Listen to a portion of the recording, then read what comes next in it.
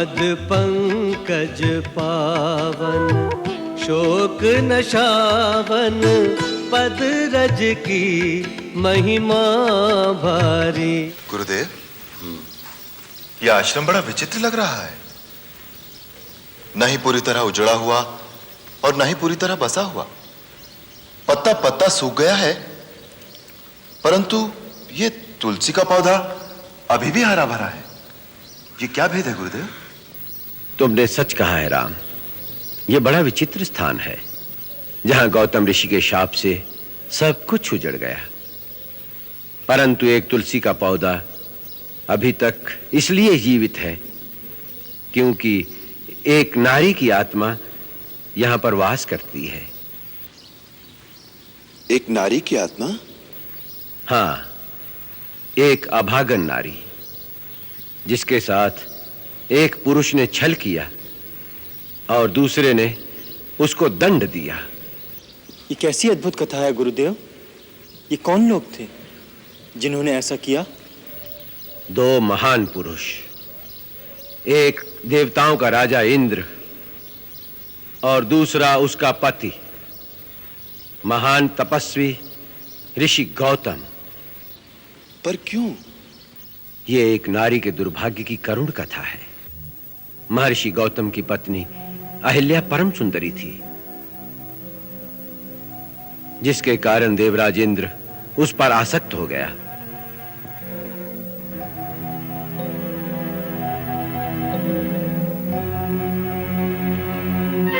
एक समय जब महर्षि गौतम प्रातः स्नान के लिए नदी पर गए तो इंद्र ने अवसर देखा और अवसर का लाभ उठाने की ठानी। उसने गौतम का रूप धारण कर लिया।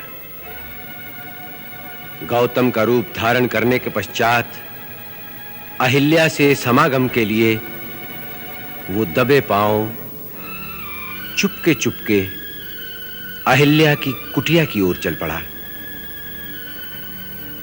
छिपते छिपाते वो अहिल्या की कुटिया में प्रवेश कर गया।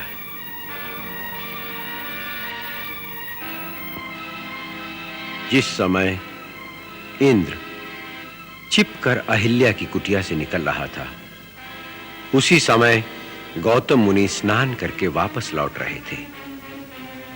उन्होंने अपने ही रूप में दूसरे पुरुष को अपनी कुटिया से निकलते देखा तो वो समझ गए कि ये इंद्र का कपट जाल है। क्रोध में भरकर उन्होंने इंद्र को शाप दिया और उसे विफल कर दिया। अहिल्या कुटिया से बाहर आई। वो समझ गई कि उसके साथ छल हुआ है। वो रोती हुई पति के चरणों में गिर गई, परंतु क्रोध में भरे गौतम मुनि ने आवेश में आकर अपनी पत्नी को भी शाप दे दिया और वो उसी क्षण पत्थर की शिला बन गई। उसी समय से वो शापित नारी इस पत्थर का रूप धरे किसी के आने का रास्ता देख रही है। किसका रास्ता देख रही है गुरुदेव? जो गिरे हुओं को उठा सके। राम, किसी पर दोष लगाकर दंड देना तो सभी को आता है, परंतु वो पतित पावन जो किसी गिरे हुए को उठा सके विरला ही होता है। ऐसे महामानव के चरणों को छूने से सारे पाप नष्ट हो जाते हैं। इसलिए इस शिला को अपने पवित्र चरणों से स्पर्श करके एक अभागन का उद्धार करो राम।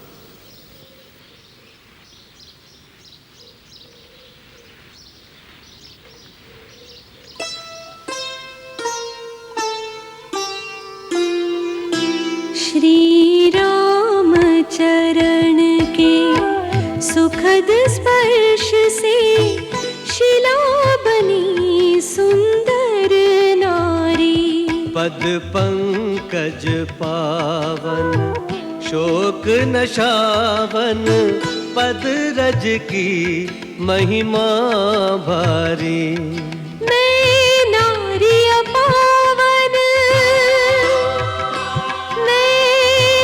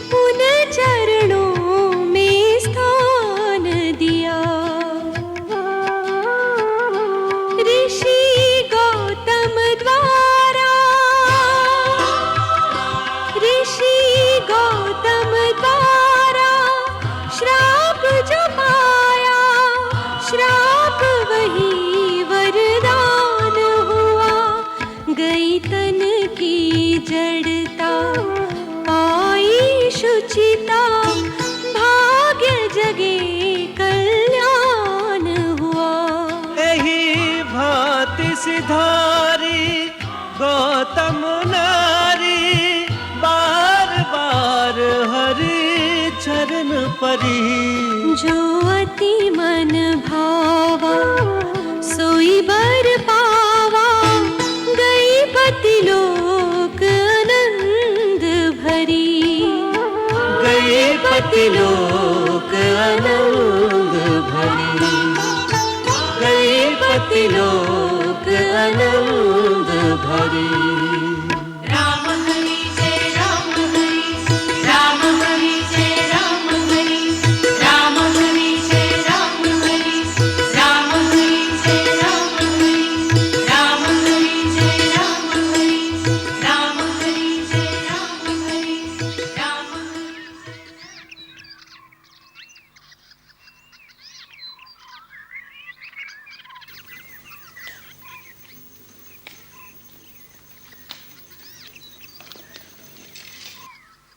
राम, लक्ष्मण, इस आम्र वाटिका का वातावरण बड़ा शांत और पवित्र है, नगर के कोलाहल से अलग।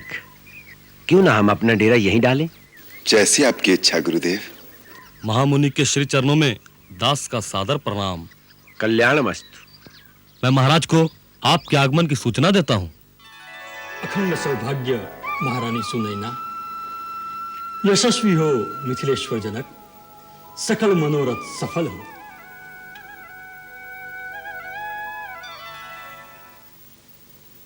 गुरुदेव, आपकी कृपा बनी रहे, इसी में हमारा कल्याण है। राजकुमारी सीता नहीं आई अभी तक? आती होंगी।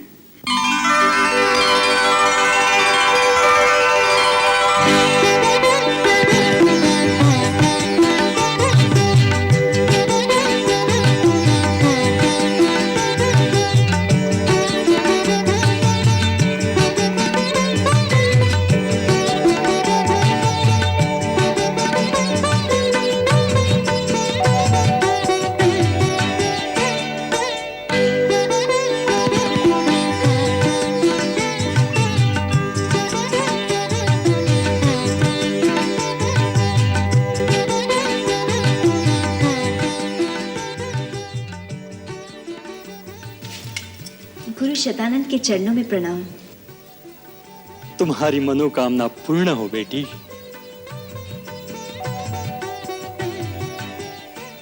क्षमा कीजिए पिताजी, मेरे कारण आपको प्रतीक्षा करनी पड़ी। बेटी, आज शिव धनुष को स्वयंवर सभा में भेज दिया जाएगा, इसलिए इनकी पूजा करके भगवान से आशीर्वाद मांगो। सीता, बचपन से तूने इस शिव धनुष की पूजा की है बेटी। आज उसी पूजा की पूर्ण आहुति की घड़ी आ गई। तेरे पिता ने तेरे विवाह के लिए एक ऐसे पराक्रम की शर्त रखी है जिसे पूरा करना एक साधारण पुरुष के लिए असंभव नहीं तो बहुत कठिन अवश्य होगा। शंका मन से निकाल दो देवी। जिन्होंने महाराज जनक के मन में उस अद्भुत तरण की प्रेरणा उत्पन्न की थी, उपाय भी वो अपने आप ही करेंगे। परिणाम उन्हीं पर छोड़ दो। आशंका और अविश्वास को मन से निकालकर भगवान आशुतोष पर भरोसा रखो। वो सबकी मनोकामना पूर्ण करते हैं। उनके इस पूजनीय धनुष के कारण कभी किसी का अमंगल नहीं हो सकता। चलो महाराज, पूजा करें।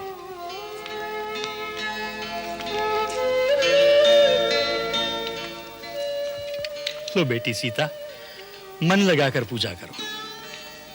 बेटी उर्मिला, तुम भी अपनी बड़ी बहन के लिए भगवान से प्रार्थना करो।